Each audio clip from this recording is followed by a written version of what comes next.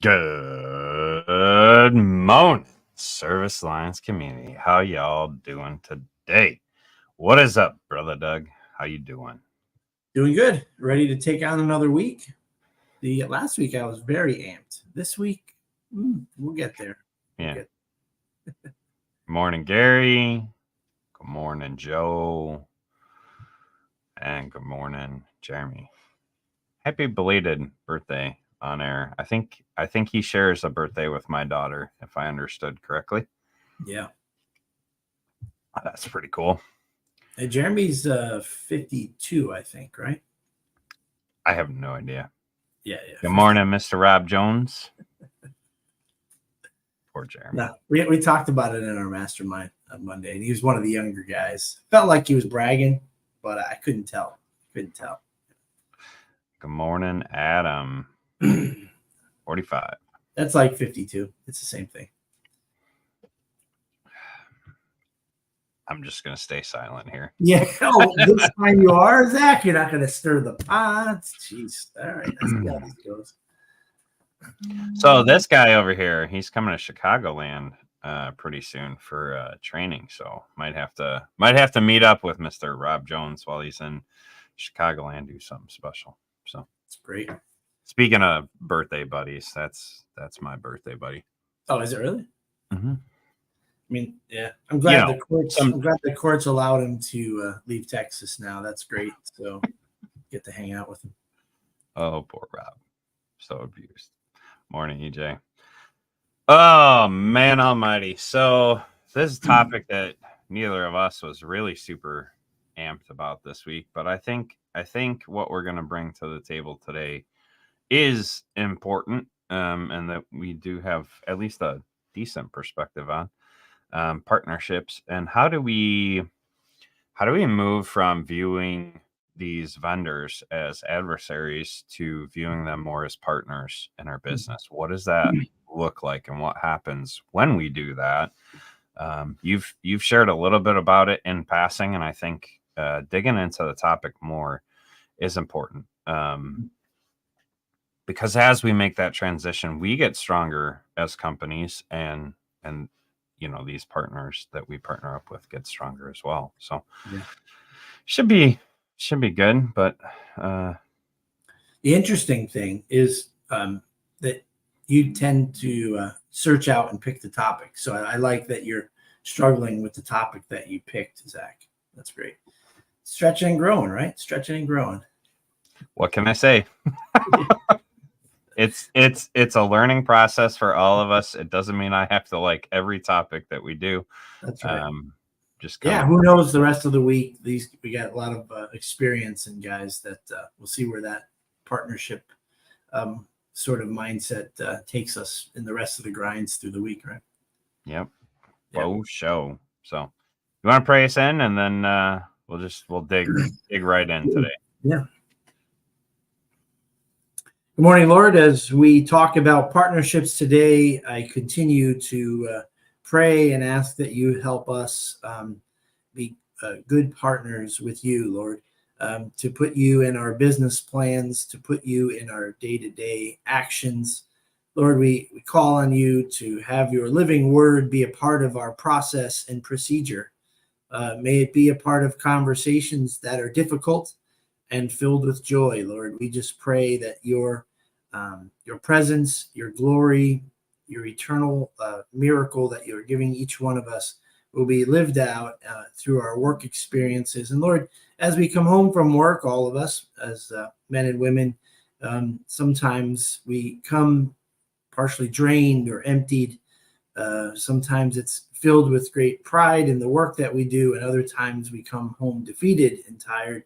Lord, either way, we just pray that the Holy Spirit fill each one of us as we enter our driveways, to our family that's inside, to our family that's in the neighborhood, to our neighbors, and especially to ourselves as we seek you and thank you for everything that you do. In Jesus' name, amen. Amen. I mean, let's just start with the obvious one. Let's just start with our vendors, right? That's the one that most of us are familiar with, and I think that ends up being the most adversarial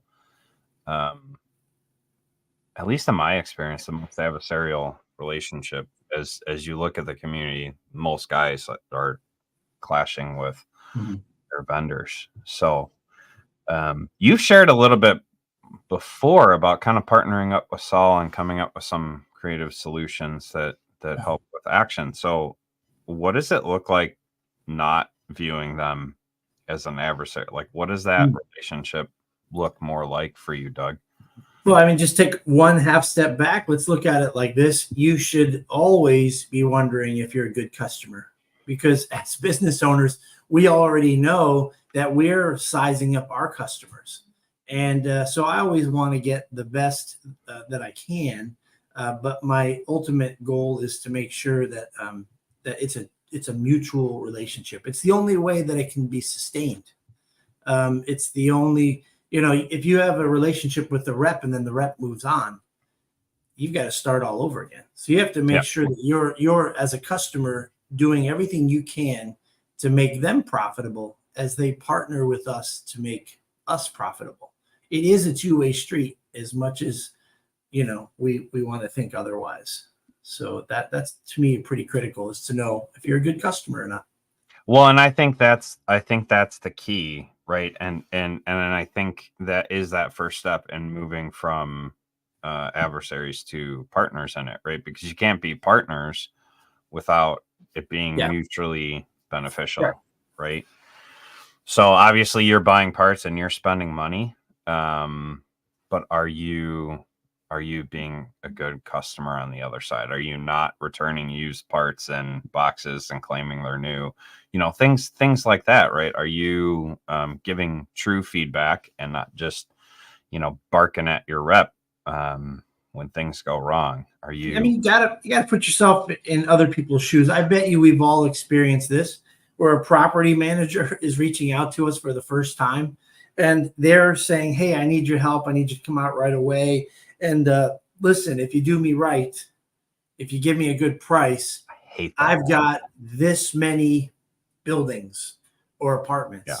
And you know what the reality is the first or second time I heard that, I was like, "Whoa, my friend, this isn't the way it works." And then I realized, like, what the epiphany was for me was later that day. That week I found a new auto garage for our fleet. And when I went in there, I was, I knew it might be something serious, like a head gasket or something. I'm like, "Hey, listen." And I said the same dumbass crap. Like, if this works out well, wink, wink, with the price, I've got 14 other vehicles and then I drove away going, I'm the same a-hole that property manager was. So you really do need to put yourself in the shoes of your vendor to find out what you mean to them. Like, I have, 16 techs. So we buy a lot of parts.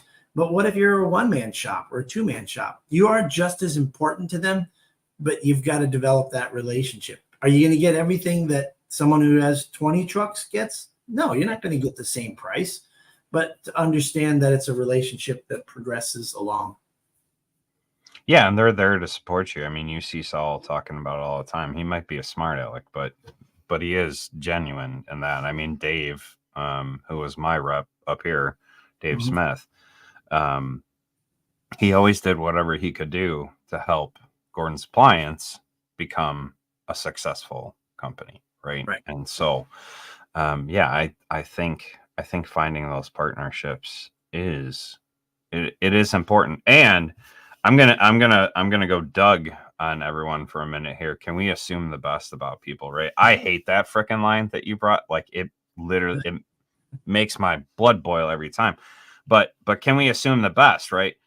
Let's put ourselves in those shoes and know that, like, when Doug is saying, if this works out, Doug's not saying, like, I'm trying to needle you on price. Doug is trying to say, like, I'm looking for quality service. I want to be taken care of by a company. Sure. I want this to work. Let's make this work. Not, hey, I'm going to squeeze you for every cent, right? So if we assume the best about that property manager may have been screwed over multiple times. And so how, again, as we view these partnerships, let's assume the best. Speaking of partners, here we go. Here is our Cuban smart aleck. Mr. Saul. Yeah. Well, you can't live life assuming the best alone. If you do that, you're going to go mad. But if you assume the best and then don't take it personally, now we're getting to the pamphlet that Rob so loves. But if you can do assuming the best with not taking it personally, that's the way to do it. Because here's the deal. You're progressing in this relationship, this partnership with the vendor, and they're just not getting it. You've laid some hints, you've laid it out clearly, and they're doing nothing about it. Don't take it personally. Right. Go and find another relationship. Like right now, Marcone and Encompass are two very important partners to us. But for the first 20 years, I was like, I need to be so loyal because I want to be a great customer. Currently, right now, that's not possible. It's not the same world that it once was. And right now, currently, it's something that I have to kind of balance a little bit. And that's because I didn't take it personally. It's UED and Sunberg were the two that I used, mostly because they were local, but they had the same kind of stance where I could get parts that I needed. I could get them at a reasonable price. And I could go in and talk to people if I needed to. And so you got to find those people that work for your business, that partner well with you. Everyone has different needs. And so you find that partner that works well and you foster that relationship. Don't be someone who's a taker all the time. Make sure that you're giving just as much as you're taking. And you'll see that kind of awesome. But flip that partnership thing. So like the example of vendors. Hey, I'll guarantee you, Zach, volume discount pricing. I guarantee it. Woo, home run? No, not necessarily. Right. When something goes wrong, when you need something, when you need to take care of your customer and that company's not available for you because that's not what you're looking for. Just like we want our customers to know. You think it's about price, but you don't want a creepy person coming in. You want someone experienced. And if there's ever a problem, you want to know that we're going to be there for you. And guess what? We've been around for 50 years and we're hoping to be around for another 50. So they start there. So you have to make sure to listen and watch for your vendors. Like Saul's not my parts rep, but the guy calls me from time to time to make sure that he understands what we need as a business. Yep. And then from there, let them do the work. Let them behind the scenes figure it out. And if you want like great pricing, then you can't get free shipping. If you want, this or you want that, you can't expect the world. But the only way they're going to know is if they get to know you, ask you questions, ask you how your business works.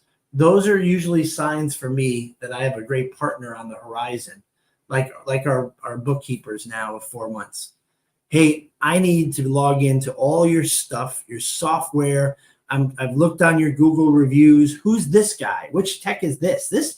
They wanted to know everything about us because they want to be great partners. That's the sign of something good. And that's a great segue into it. How many people don't think about their accountant as a partner?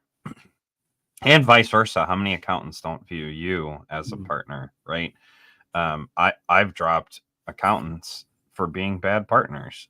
You know what I'm saying? Like it has to be a two-way street. I think that's fantastic. If your accountant is taking the time to get to know you, right? That means that they care. That means that they want to help see you actually truly succeed, right? That's why I'm with the accountant that I'm with. I shared the story that my accountant that I've been using for the last 10 years decided that she was going to drop me. No explanation, no apology, no nothing. Just, hey, yeah, taxes are due. Like we've filed this extension. We've had an entire year to do something, but we're going to go ahead and drop you. Yeah. No mention of why, no, nothing. Just, yeah, we're not going to do it. And I partnered up with a new company who actually understands, who actually is involved in, who wants to do some plan. You know what's amazing? When you have an accountant that actually wants to do tax planning with you, that actually wants to help you prepare for the year ahead and not just go, hey, I want a huge refund. Because if you're loaning the government tax, that's a whole nother story. But when you have an accountant that actually understands your business and actually wants to be involved in your business to help you be successful, you found a good partner. When you have a business, an accountant that's digging into your Google reviews and trying to understand who each of your team members is, that's a good partner. Yeah. How are you a good partner to them? Are you getting the stuff to them on time? Are you, like there's a whole laundry list of stuff that you have to do that's reciprocal. Drop a 1 in the chat if you view your accountant as a partner. Yeah. I mean, seriously, because I guarantee almost no one in the audience views their accountant as a partner right now. There's going to be some, but it's going to be a minority, right? So how has that difference happened, right? Like you've shared a little bit about that partnership too, that you went from an accountant that just kind of didn't care to this.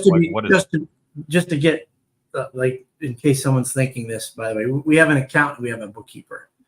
Accountants tend to sometimes, they can do both, but during tax season, they're going to be so engulfed in getting all their customers, taxes filed, that they're not going to be necessarily great bookkeepers. They'll pay your bills for you. Sure. But our bookkeeping service meets with us once a month at a minimum to talk about how things are going. So I do want to distinguish the difference of the two. And that's why if you have an accountant that you only talk to once a year and you're going, why is Zach and Doug talking about this? I'm not, we're not super strong. We're not rock stars in the financial and budgeting aspect. So guess what? You go find somebody that's a rock star and you bring By the way, I'm going to need that referral for a bookkeeper, because I was just told that I need a bookkeeper that can do something remote. My accountant is fantastic. They do a great job. They're going to be intimately involved in my tax planning, but they're in the middle of tax season. So like you're saying, they're not going to be there balancing my books. No. This is probably the best new partnership we've had in decades. It's pretty amazing. BNI member too, right? Yes. Yeah.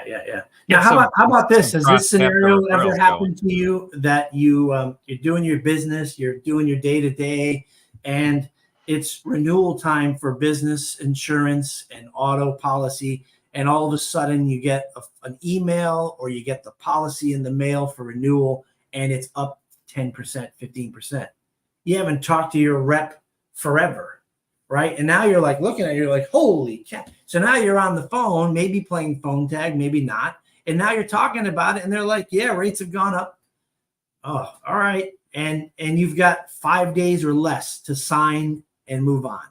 Do you see my face? Like I haven't ever experienced that. Because you have a great insurance person that's checking with you months ahead, and it takes a while. Don't settle for mediocre partnerships, and so I don't want to think that. And foster those relationships. Foster them in the long term too. If you find a great foster, make sure you are fostering that relationship. Yeah, I have been with my insurance guy since I was 18 years old. Yeah. I have his cell phone. I can call him when I switched to roofing. I'm like, hey, do you know any roofers? Hey, do you know any other agents that might be interested in having another card in their office to hand it? And he's like, oh yeah, let me introduce you to this guy. And let me, and before my policy comes, hey, Zach, this is coming down the pipe. Yep. It's across the industry. Here's what's going on. Here's the why. Here's what we can do to kind of minimize that. Here's what we can do to kind of maximize your benefits. And just helping me design what's best for me and my family and my business. I've never been surprised. So when I hear you talking about a bad agent, I'm like, A few years ago, we had a couple claims that were going to affect renewal. Matter of fact, we had to switch out to another company. She called us so early in advance. She starts 2 months ahead. And, and then she always tells me, if you have any potential claims, any problems, use me first. Call me first, and I'll tell you, do it through your business. Do it, I'll give you my advice. But we were prepared in raising our rates to cover the thousands of extra dollars. As soon as that first payment dropped, the rates went up because Right. she prepared us for it. And so again, can you remember all these things? Can you throw it in a planner to call them? Sure. But wouldn't it be great if they called you? If you found somebody that was thinking about your business, like Rob said earlier, true partners. If you make money, they make money. Yep. So what are some of the other partners that we have to freaking saw? Try, I'm sure that's in the rates, so for sure. No, we're Well, paying for hurricane insurance in Florida, but we're in Chicago. Riddle me that one. I don't know. Yeah, right. Well, I mean, it's interesting. We are moving away from this logic, but it's still a reality. Our technicians are partners to us since they're commissioned, and so throwing that in their face when they don't have a great paycheck isn't the right time, and bringing it up when they have an incredible paycheck and maybe diminishing their hard work isn't necessarily the right time to bring it up. So when do you bring it up? You bring it up all the time. You talk about it in layers and in different levels of the business. You want to explain that why to your technicians all the time, because they have everyone has their own preconceived notions of whether we're killing it or not. So that's an interesting one, because I think it could be kind of offensive. They're not truly partners, are they? And so that term partnership means something different to everybody. Right. But you're partnered up in serving your customers. And so are you a good partner to those team members? Right. That's entirely up to you to answer. How about our training companies, right? Are we in good partnership with training companies? ServiceAllianceGroup.com. But is that a two-way street? Are we giving good feedback? Are we on both sides of that? Are we working together to find better solutions? That's interesting. I was thinking about manufacturers, and we'll get to that in a minute, but when you go to the information and training, right? That's an interesting one. I guess the just off the top of my head, the only thing I know that I can do best as a partner with someone like the Service Alliance or USA is don't go crap on their stuff. Don't go publicly giving some opinion of how you feel in the moment. If you don't know what's going on behind the scenes, then how can you understand what the real picture is? And how would you want feedback? Would you want it thrown in your face? Would you want accusations? If I were to do that to someone and they gave me that same feedback and mindset back, negative for negative, whose fault is it? It's my fault. If I came to you guys in a positive aspect, then I have a better chance of having a healthy relationship. So I would just say these people on Facebook that just say the stuff that comes off the top of their head, they have a right to do it until somebody removes them. But what are you really getting out of it?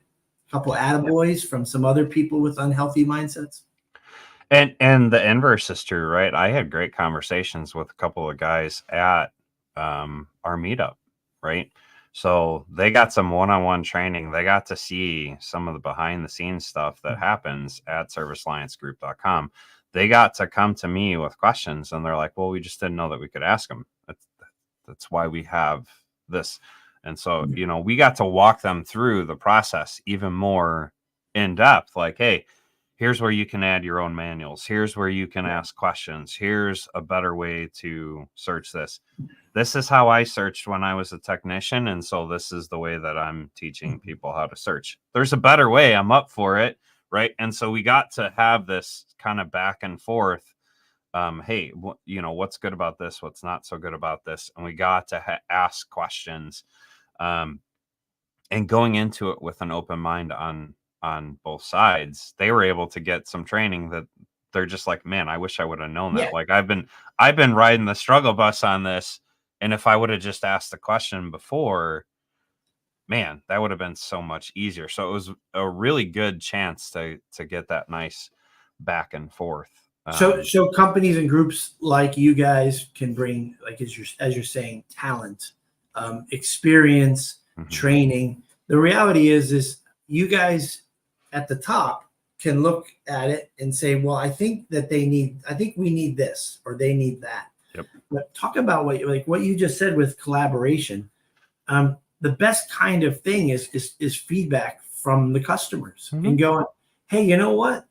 I was talking with so-and-so and so-and-so, and we are really struggling with this. And you might not have ever seen that or caught that. So sharing it's got to be a question. It's got to be approached with that same curiosity that you're sharing as you talk about that. If you come to me and you say the site sucks and I can't find anything and you guys are stupid and whatever else, I mean we've gotten all the emails. Sure. I'm not inclined to respond to you. At least not kindly, right? You might get a very short and that's the Chicago thing again. No, I mean I'm not going to be rude to you, but I'm just not going to put a ton of effort into responding to you.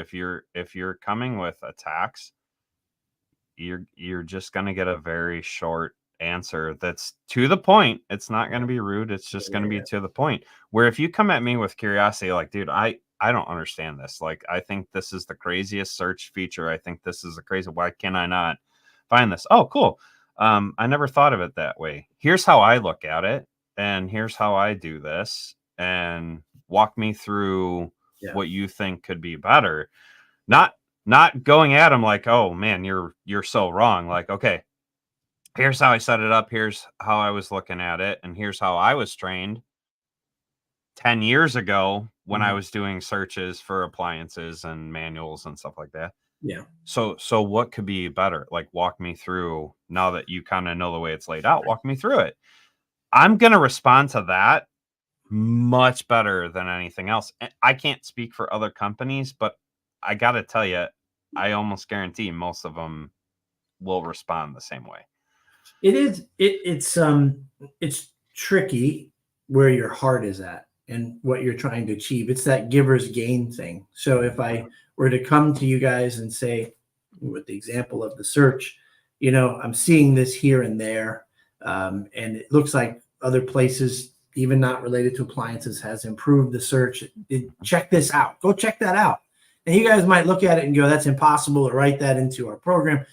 But that's an honest effort for us to say, hey, maybe if it's possible, try this, and we've had those conversations. I love that. I love when people come to me with that, because it's like, oh, I've not seen that way of implementing it. If we can figure out how to do it, we're going to do it, But if my motive all along is I don't piss off Zach so I can get everything that I need from them, that's not a healthy relationship either. Yeah. And I think about manufacturers. We don't do a lot of warranty work for manufacturers, just some high-end brands. So I'm going to speak a little bit out of turn, but I want to make sure that I'm in good graces with them. And think about it like this: what these companies pay us is like $50, $60 less than what we need for a normal service call with profit. So they're like, we're doing it for relationship side, not for money. But if you're doing it for money, it's going to be really hard to like working for some of these manufacturers because their rates are not great. There's got to be a good relationship there, though, right? To be successful, you're going to need certain things. It dispatched a certain way, or can you bring training into my building and train my 4 guys? What can you guys do to make us better to balance this relationship where the pay isn't great? So I'm not going to say, well, that's stupid working with manufacturers, working with Rob. That would be terrible. Forget about it. I'm not going to do it. I want to have those working relationships across the board, even when we lose money doing their work for them, because it's important to keep that relationship. Bring Rob Jones some beer and talk to him sweetly, and it goes a long way. I'm not hitting on Rob. That's not even no. And but that's important. Like, I mean, think about that. Like, how many guys go out there and they bash these manufacturers? They bash these parts vendors online. If you don't think they see that, you got another thing coming. But Zach, seriously, when you've got an angry customer and you've made a couple mistakes with that warranty customer, you want to make sure that that relationship is so healthy that when you say, we did everything we could, that on their side, they're going to their boss and going, yeah, we're swapping this thing out, but trust me, my partner did everything Action or whoever did the best they could there. And that's because you have that genuine relationship. Now, again, we don't do Samsung because Rob now has a face tattoo on his forehead going over the side. And I got to be honest with you, when I first saw it, it intimidated me. So I'm not going there with Rob, but guys, he is a nice guy. Don't worry about the fact that he has a hammer and a sickle on his forehead.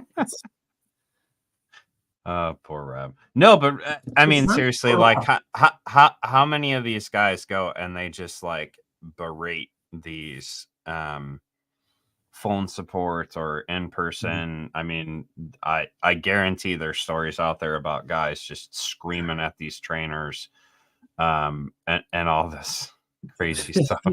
Yeah. I knew you were gonna have to post that. I couldn't not do that one. That one's too You just good. distracted your own comment with Saul's comment. That was too funny. No, but you know, how many of these guys go out there and they do that? That's not being a good partner, right? Like that's not going to earn you anything. And that was kind of my joke about bringing Rob Jones beer and talking to him sweetly. Like if you're nice to these guys and you come at that same thing with that conscious curiosity, like asking questions, and figuring out, like, listen, it's not always the manufacturer that's wrong. They can be wrong, but it's not always their fault. Sometimes it's your understanding of the machine that's wrong and needs to be changed. And so how do we get onto that? How do we get onto that same level, right? It's a two-way street. It's a two-way street all the time. They don't need you more than you need them. It's a game of chicken all the time. And so you might as well just do this in a healthy way. So you know, I shared this with Rob Jones. I had called into Samsung tech support once, and the guy on the other end of the phone was trying to be short and dismissive. And I said, listen, dude, I'm sitting here with my meter. I've looked at your wire diagram, and your troubleshooting steps don't make sense from A to B. Like, I follow that from A to B, and I'm sitting here holding the meter. I know that you're used to guys that are parts changing monkeys that are just here to come out and change parts and have you tell them what did it. But I'm sitting here with a meter. So let's back this off a little bit. Let's come to an understanding that we're both technical here, and let's figure this out. And from there, he was able to actually walk me through it. It scaled back that animosity, because I think they get attacked so many times, by guys that don't understand what they're doing. And it makes them less willing to help these guys understand what they should be doing. And so if we just kind of bring that all back a little bit, dial down the animosity and become good partners, the best partners that we can be, it's going to become reciprocal. You might need to read the 4 agreements. It will help you in that quest. Go get the poster. You'll be good. Oh man! Half these people don't know what we're talking about, so just break down the 4 agreements. Break down the poster for them. Google the 4 agreements and hit image search, Etsy or Amazon. Grab the poster, read the 4 areas of, and if you can live those suckers out, you will be happier, like I am. Now Zach is as happy as he can get, coming from where he came from. So, you don't always have the same results for everybody. Hey, some of us are a work in progress, but we're at least working on it, right? Oh, so now you're accusing me of some prideful beast that thinks that I'm all set. No, we're all a work in progress. That's a great way to end this, Zach. We are all a work in progress, and Rob a lot more, of course. But so go out there, look at who these vendors are, look at who these people are, and begin to view them as partners. Begin to view yourself as a partner, and figure out how you can be a better partner for these businesses that you're working alongside, whether it's homeowners, customers, employees, parts vendors, insurance, whatever it is. Figure out how you can be the best partner in business that you can be. Go out there and make the world a better place. We'll see you guys next time on the Morning Grind. Have a great day, everyone. Thanks, guys.